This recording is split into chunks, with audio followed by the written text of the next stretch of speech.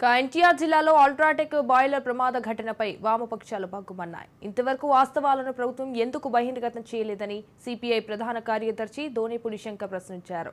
అన్ని పార్టీల సంఘాలు ప్రభుత్వ అధికారులతో కలుపుకొని నిజ నిర్ధారణ కమిటీ వేయాలని డిమాండ్ చేశారు. బాధితులకు రాష్ట్ర ప్రభుత్వం తరపున ₹1 కోటి ఎక్స్ గ్రేషియా ప్రకటించాలని కోరారు. మరోపక్క బూదవాడ గ్రామంలో అల్ట్రాటెక్ కంపెనీ యాజమాన్యం, కాంట్రాక్టర్ సంస్థల పెద్ద మాఫియా నడుస్తుందని ఆరోపణలు వెల్లువెత్తుతున్నాయి.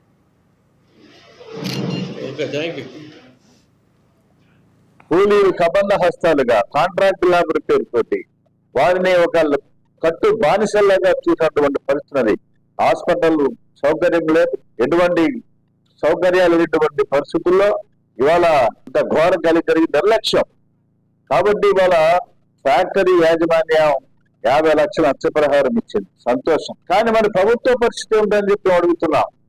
పర్యావరణానికి సంబంధించి చెకప్ ఉండాలి, సేఫ్టీ మెజర్స్ ఉన్నాయా లేవనేటువంటిది ప్రభుత్వ పర్యవేక్షణలో ఉండేటువంటి అధికార యంత్రాంగం పరిశీలించాల్సినటువంటి అవసరం ఉన్నది.